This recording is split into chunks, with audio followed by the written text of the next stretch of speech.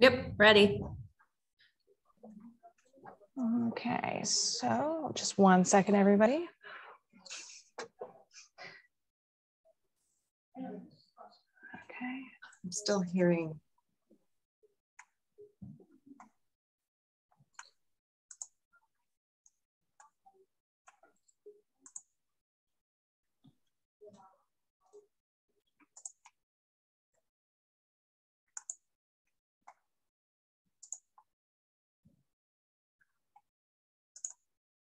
Okay, let's get started. I think we've waited long enough. So good afternoon, welcome everyone, and thank you for joining us.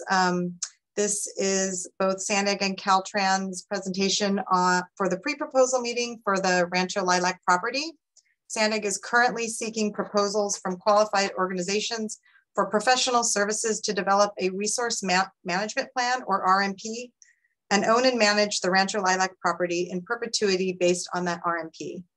So I think most of you that I've seen on the attendees side here on the list have been with us through this, through the past couple of years, have been following along either through the former RFP or through board meetings, community meetings, and you know, it's been quite a long road for us to get to this point, but we are really excited to see what type of proposals we get in the future and to move this property on into the management for perpetuity. So with that, I'll go on to the next slide. So just now for some really quick introductions. For those of you that don't know me, my name is Kim Smith and I am a senior regional planner here at SANDAG and I am managing this project. Courtney Pesh is also here with me today. She is a regional planner. She's going to be helping out with all the pre-proposal meeting, the site visits, and the RFP. We've got Paige Flynn. She is the SANDAG contract administrator for the RFP. Ria Prenat, she is the SANDAG risk program manager, and she's here to answer any questions that you might have at the end regarding insurance or liability. And then finally, we have Mark Baza, who is representing Caltrans District 11. Next slide. So on the screen before you is today's agenda. First, I'm going to give a little short presentation on the background of this project and the scope of services. And then Paige is going to jump in to discuss the RFP solicitation information. And then I'll jump back in to go over the site visit details. And then we'll move on to questions and answers. Today's meeting will be recorded and posted to BidNet and to the SANDAG website. We ask that all attendees have your microphones muted and hold your questions until the end of the presentation. Or if you have any burning questions that you just got to get down, you can place them into the Zoom meeting chat. There's going to be an opportunity at the end of the presentation to answer questions, and we will answer those through the chat box, or we encourage you to ask live questions. If you want to ask a question live, please use the raise your hand feature and we'll call on you. Once we call on you, we'd appreciate if you state your name and your affiliation. Next slide. So we're all here today because we are all interested in this property known as Rancho Lilac. Rancho Lilac is a 902-acre property located in the community of Valley Center within the county of San Diego, and it is currently owned and managed by Caltrans District 11. Next slide. The property was acquired by Caltrans in October of 2011 as net benefit biological mitigation that was required under the Transnet ordinance for the State Route 76 highway improvement projects. As shown on the map above, it was part of a larger package of conservation, restoration, and infrastructure improvements along the San Luis Rey River Valley, resulting in an environmental net benefit compared to typical mitigation, which seeks to only offset impacts. The acquisition of the property was funded by the Transnet Environmental Mitigation Program. Funding from the EMP program can only be used for the acquisition, restoration, and management of property acquired for the mitigation of regional and local transportation projects. Next slide. So what are Caltrans and SANDAG's roles with this property? Well, first I'll start with Caltrans. As mentioned previously, they acquired and currently own and manage the property. It was purchased as mitigation for the State Route 76 widening project. They are seeking to transfer the property, just as SANDAG is, to a qualified land manager to manage in perpetuity, and they need approval from the California Transportation Commission before the property can be transferred. So on the SANDAG side, what is our role? We provided funding through the Transnet EMP program for the acquisition of Rancho Lilac. We will provide funding in the form of an endowment for perpetual management of the property in perpetuity, and we are the contracting lead for the RFP for land management. Next slide.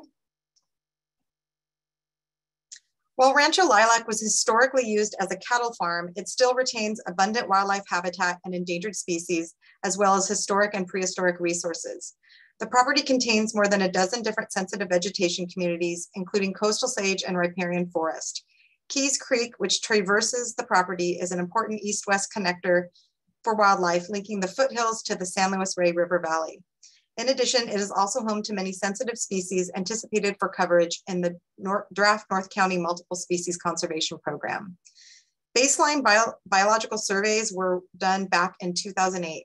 That report is included as a document attachment tab in BidNet for this RFP. Next slide. The property is also of historical significance and very important to the local community.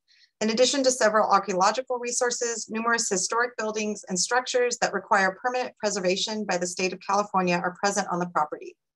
These resources are directly associated with some past owners who were prominent figures in the San Diego region, including UN Ambassador Irving Solomon, who hosted world leaders at the ranch, including President Dwight Eisenhower, further contributing to the property's rich cultural history.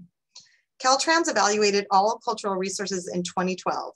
A total of 49 were evaluated, including 29 historic built environment resources, 4 historic archaeological sites, and 16 prehistoric archaeological sites. Of those, 46 were determined eligible for the National Register of Historic Places. The revised Supplemental Historical Resources Compliance Report for Rancho Lilac is also included as a document attachment tab in BidNet for this RFP. Next slide. So I just wanted to give a little bit more feel for the property. There's some other features that, that are shown above. We did have a past tenant who is actually is no longer on the property, who ran a commercial farm and cattle operation using the barn and using all of those kind of buildings you see in the bottom right of your screen. Those buildings are not currently active as of right now. There is a water reservoir up kind of on the hill behind the main and guest house. And then we also have a pool that apparently the former owners hosted many movie stars, and the pool and the pool house were definitely used, but it is now been drained. Next slide, please. There are also 2 tenants that occupy the property. There is a residential tenant who lives in the guest house, which is across from the main house, and that's shown on the screen. And then the Yellow Deli is a commercial tenant occupying the building to the east. And I don't know if many people are familiar with the Yellow Deli, but they do serve a very mean green drink out there. So if you're out there, give it a try. Next slide. I thought it would be good to put up some of the management challenges that since Caltrans and SANDA have been working on this project and have owned the property, that, things that we've come across and what we've done. Weed abatement and brush management, that is something that Caltrans has to take care of annually. Fire, there's safety and inspections of the property. Electrical, we've done some replacement of downed power lines and upgrading of panels. Plumbing, those buildings are really, really old, so there has been some leaks in the buildings. We did replace the septic system and leach field, and also did some repair on the reservoir and the reservoir supply line. Next slide. Also structural, some roof and building repair. A TPO membrane was installed over the main house and pool house to prevent leaks and help with further weather degradation. We also, some leaks and metal sheeting on the barn that was shown in that former picture, that was repaired. We've removed fallen trees. We've thinned and removed trees that were near some of the historic structures. Fence repair and access control. We've had to deal with some some pests, some bees in the, I think it was the guest house. There was a large beehive that was in between the walls. We had to deal with that. Some power line and pole replacement. We do have easements with SDG&E and the County Water Authority. So we have to coordinate with them on access for any repairs they need to do. Next slide. So on to the RFP. So the new RFP outlines the project will be completed in 2 phases. So first I'll cover phase 1. So phase 1 includes the development of a resource management plan, or RMP, for the perpetual management, including costs. So the RMP is really what's going to be the base, or what will be used to guide the use and management of the property in perpetuity. And that needs to include the protection and maintenance of populations of listed and sensitive species, protecting and maintaining sensitive habitats, maintaining wildlife movement, protecting our historical and cultural resources, and maintaining water quality. The RMP has to explicitly address the compatibility of future public access and trails on the property with the conservation of the resource values for which the property was acquired. Collaboration with recreation ecologists and species experts is recommended and is outlined in the scope of work. Potential bidders must also describe their proposed strategy to involve the public in the development of the RMP. This can be done through workshops, listening sessions, field meetings. It's really up to the future proposer. More details on the requirements can be found on page 24 to 34 of the RFP. We have 2 years to complete phase 1. During that time, Caltrans is going to continue to own and manage the property. The draft resource management plan, once it's finished, will be reviewed by SANDA, Caltrans, and the wildlife agencies as required under the Transnet EMP Memorandum of Agreement. Then approval by Caltrans and acceptance by the SANDAG board. Then once all that happens, the selected organization can then move on to phase 2. Next slide. So what is phase 2 all about? So first, there will be an establishment of an endowment with SANDAG, then transfer of fee title through the California Transportation Commission process with Caltrans, and then finally recordation of a conservation easement and historical covenant. This phase 2 will be completed 3 years from the notice to proceed for phase 1. Upon completion of transfer, the phase 2 land manager will manage the Rancho Lilac property pursuant to the approved RMP. So now I'm going to turn it over to Paige to go over all the proposal content requirements of the RFP. Hi, everyone. First up, we have the proposal content requirements. Your proposal should include an executive summary. This should be a 1 to 2 page overview of the project. Please provide your project organization and key personnel, identify their responsibilities and experience. Additionally, please include your land management and fiscal management experience within your proposal. Regarding the cost proposals, there will be 2 cost proposals. Phase 1 should use the template that was included in the RFP form on BidNet. Please include the direct and indirect costs associated with phase 1. For phase 2, the proposed annual management budget, the template should be developed by your entity. We did not include a template for the cost proposal regarding phase 2. Additionally, please include any relevant local, state, and federal experience, your required forms and certifications, and your insurance certificate. I'd like to emphasize regarding insurance that any exceptions or waivers to insurance or indemnification after the Q&A period of the RFP will not be granted. We do have our risk analyst here today, Rhea, to answer any questions you may have regarding insurance at the end of this presentation. Next slide.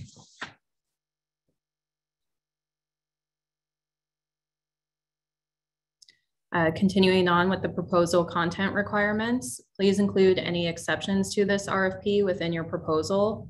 I want to emphasize that failure to make any exceptions or provide any sample agreement with the RFP will be deemed a waiver of any objection. Please include any relevant references and any previous contracts that you've been a prime consultant with SANDAG within the last 3 years. Also include acknowledgement of addenda to this RFP. your statement of impartiality and disclosure regarding investigations or litigation, establishment of fiscal responsibility, and additional responsibility requirements for high-value procurements. Next slide. Regarding the submittal requirements, proposals should be submitted via SANDA's BidNet portal. This should include one electronic copy in PDF format, the 2 cost proposals, one for phase 1 and one for phase 2, your proposer information form, the subconsultant and bidders list, the public contract code certifications, as well as your equal employment opportunity certification. Next slide. And just a reminder, the deadline for proposals on the BidNet portal should be received no later than 4 p.m. on June 6, 2022. Next slide. Here we have a screenshot of what it should look like in our BidNet portal. We've squared out where the RFP, what it looks like, the title. It's registered under the NAICS registration code 924120. These slides will be posted on BidNet, and there's a link to the BidNet portal page on the BidNet direct registration webpage on this portal or this slide. There's also a phone number on the BidNet portal that you can use if you have any questions regarding BidNet or accessing anything on the BidNet portal. Additionally, if you have any BidNet questions, feel free to reach out to me and hopefully I can assist you. Next slide. Here is an estimate of our procurement schedule for this RFP. The pre-proposal meeting is today, February 17th. Our on-site meeting and tour will be held March 2nd. The last day to submit questions regarding this RFP is May 2nd. The final answers and questions released will be May 9th. Just a side note, I am trying to answer questions as received versus waiting till the May 9th date to answer questions. The proposal due date is June 6th. Our shortlist meeting is estimated to be in June, as well as oral interviews if deemed necessary. The selection and notification of intent to negotiate will be held sometime between June and July. The approval of agreements is anticipated for July, and then the notice of award and notice to proceed for phase 1 will be in August of 2022. And just to reemphasize regarding solicitation questions, all questions relating to the RFP must be received in writing via the BidNet portal no later than 4 p.m. on May 2nd. Responses to all questions will be posted to the website by May 9th. Again, I'm trying to answer questions as received versus waiting till the May 9th deadline. And then all responses to questions during this workshop are preliminary. The final answers will be posted on the BidNet portal.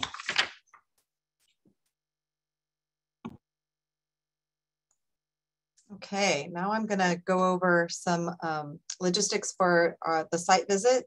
It's happening on Wednesday, March 2nd from 9 a.m. to 12 p.m. Where? At the Rancho Lilac property located at 31960 Lilac Ranch Road in Valley Center, California. So if you look above on the screen, you'll see there's a map up there showing Lilac Road. The area in yellow there is where you turn off from Lilac Road into that driveway, and then you would park your vehicle somewhere in the yellow area as shown above. Potential proposers and subcontractors are highly encouraged to attend this site visit. This is really an opportunity for potential bidders to view the property, to ask questions, and to network with other folks that are there whom you may want to form a team for this project. Please be mindful that this site visit is for those interested in bidding on the proposed project. It really is not going to serve as an open house for the public. Parking is limited, and attendees will also be subject to COVID protocols, including social distancing and masking upon entrance to the property. In addition, we will be requesting the potential proposers RSVP for this site visit to help us with our coordination efforts. The RSVP form can be found in addenda number 3, which I believe was posted on BidNet yesterday. Per Caltrans guidelines, the state is also going to require each person to sign a liability waiver upon arrival prior to walking the site. So access is going to be provided to those historic structures such as the main and guest houses near the front of the property. Some of the smaller structures are not, they're not really safe to enter. So some of those won't be available to see from the inside, from the outside though. In addition, you will be able to walk around the property, but at this time we will be parking and any views will be on foot because of the unknown conditions of some of the roads. Both SANDA and Caltrans will have folks available on site to answer any questions. We are going to try to capture all your questions and answers, and those will also be posted to BidNet after the site visit. Next slide. So I'll leave this slide up in case anybody needs to write down this information, but if you have any additional questions on the application, eligibility, just any questions, you can reach out to myself or Courtney or Paige. Our emails are listed above. And then if there's any additional questions, we've got Rhea and Mark also listed, Mark's from Caltrans. Next slide. So that concludes our presentation today. We're now going to open up the discussion for any questions that you may have. We ask that you raise your hands and leave your microphones muted until you're called upon. And again, once we call, if it's a live question, once we call upon you, if you could state your name and your affiliation, that would be great.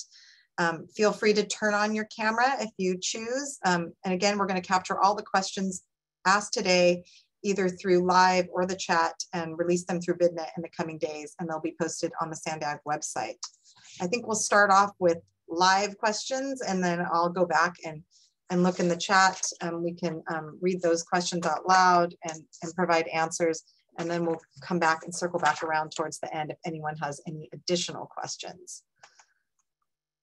So I'll give everybody a few minutes, but I already see some hands in the chat, so. There we go. Okay, I'm just going from the top, so in no particular order, but Doug Gibson, do you have a question? I do. Hi everyone, thank you.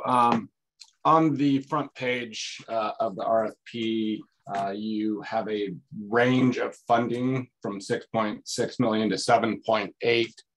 And I'm wondering how was that developed, and what process was developed in order to consider that for the endowment amounts?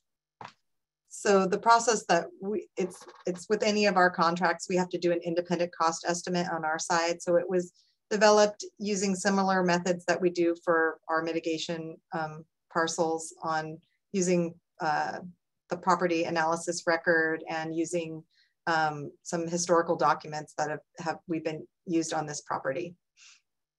Okay, thanks. Okay, the next person I see with their hand up is Ira Whitty. Hi, can you hear me? Yes. Hi, I'm Ira Whitty from the County of San Diego. I have a couple of questions, so I wasn't sure if it's just one question at a time or if we ask them all at once. I think you can ask. Awesome. Go ahead and ask. Okay, that sounds great. Thanks so much for having this presentation. What you had mentioned about the historic structures and seeing them on the site visit made me wonder what kind of maintenance is currently being conducted on those structures, and what is the expected standard for long-term management of those structures? Okay, I'm going to take a stab at this first, and then if I need to reach out to our Caltrans folks that actually did the cultural on the project, I can. But so your first question was, what's the status of the maintenance? And I'd say currently, when you go out and you'll see these structures, they are really dilapidated. We're trying to maintain them to the lowest level of the Secretary of Interior standards. Funding's been an issue for us. So, you know, it's ongoing management that I think in the future, there might be some opportunity for us to do some things to these structures, you know, but I would say when you, as a proposer, when you go out and view these, I mean, I think in your proposal, that's the condition you should move forward within your proposal as far as like their status now. Okay. That makes sense? That helps. Okay. And then I don't know if anyone from Caltrans wanted to add in anything.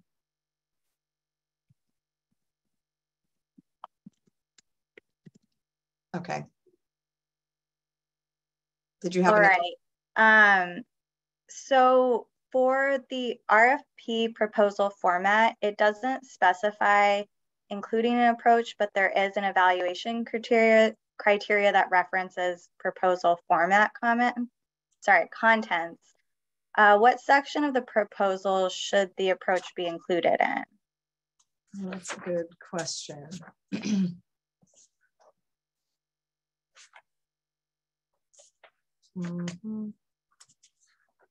Paige, did you have any?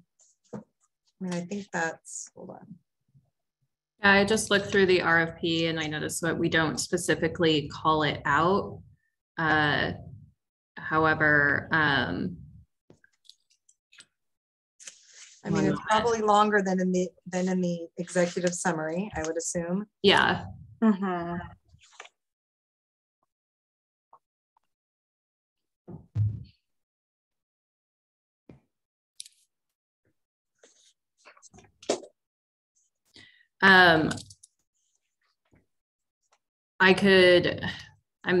Since we don't exactly call it out, it could just be included within your proposal.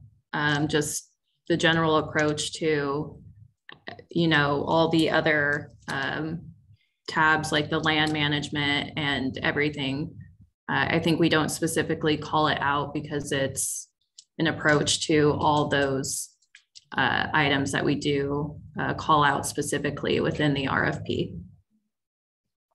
Okay, that sounds good. And then my last question is, are there any costs or deliverables that would not be acceptable to be covered by the endowment? That we've had that question before, and so really it's mainly land management. So anything I know in the future with like the potential trails comes up, so the environmental clearance of those would not be included. The any maintenance and or construction of that would not be included. Okay. Okay, that sounds good. That's all I've got. Thank you. Thank you. I'm not skipping you, Doug, but I'll come back to you. Scott Grimes.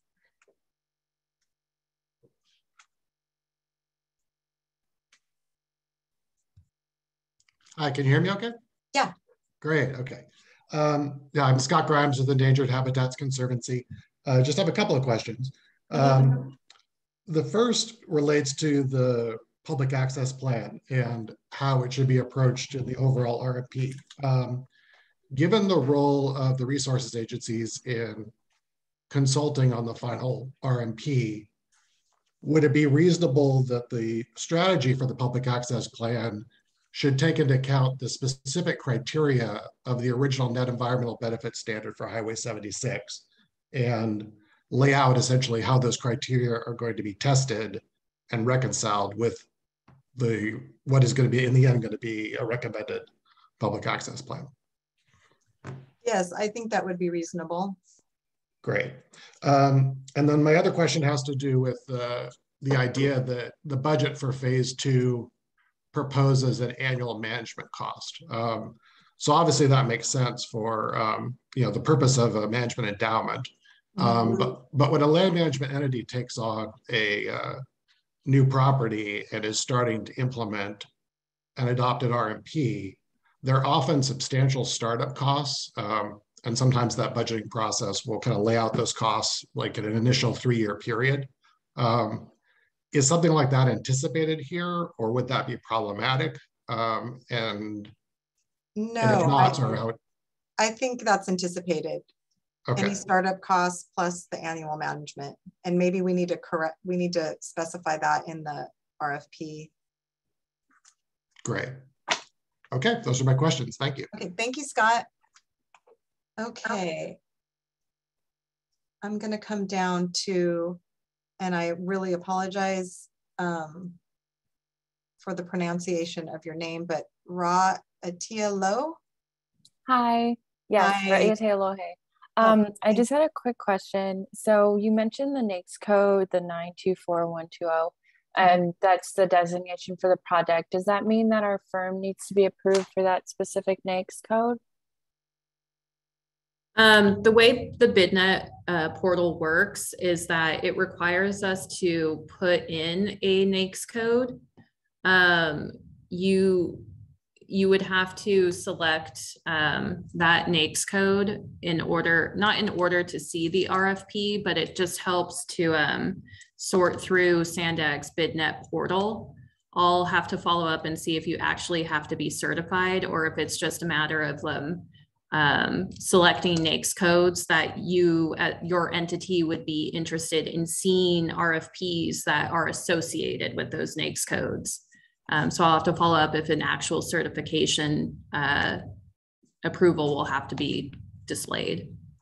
Okay, perfect. Thanks. Okay, so now I'm going to come back to Doug, or no, Doug's hand is down. Scott, did you have another question, or is that just your hand up from the last time?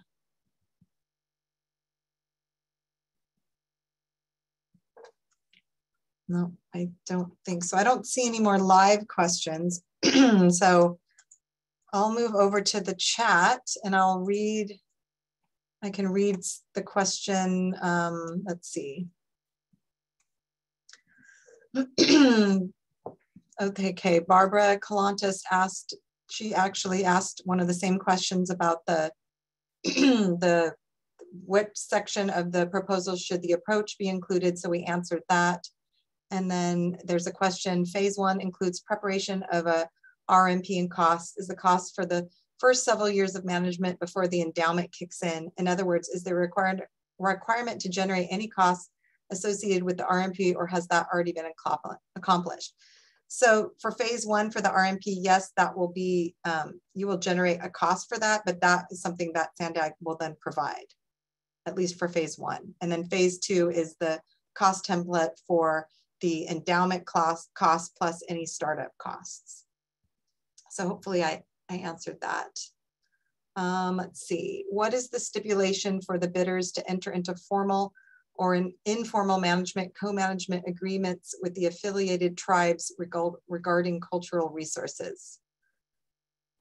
That is a very good question. And unfortunately, I don't have an answer to that at this time.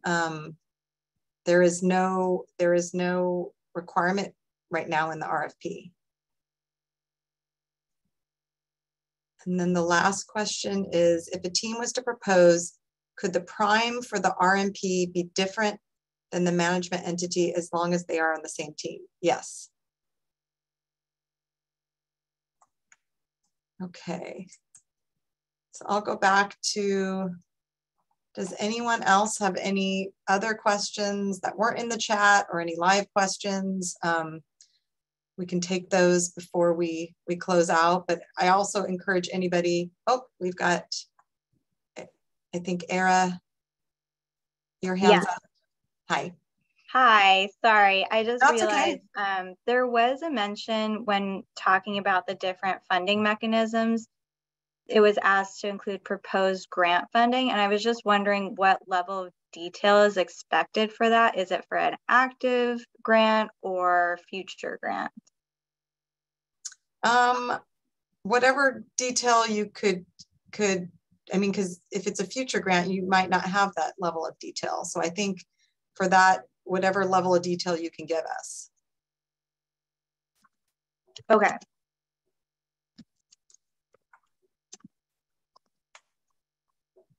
Thank you. That's all I've got. Okay. Is there any other questions? I see no other questions in the chat.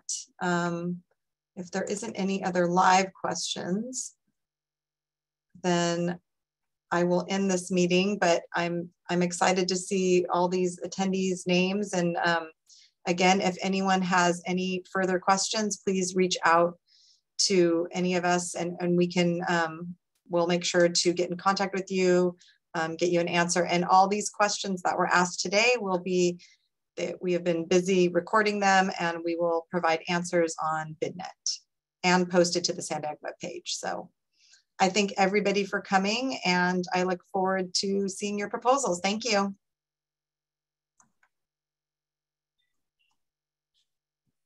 Thank you.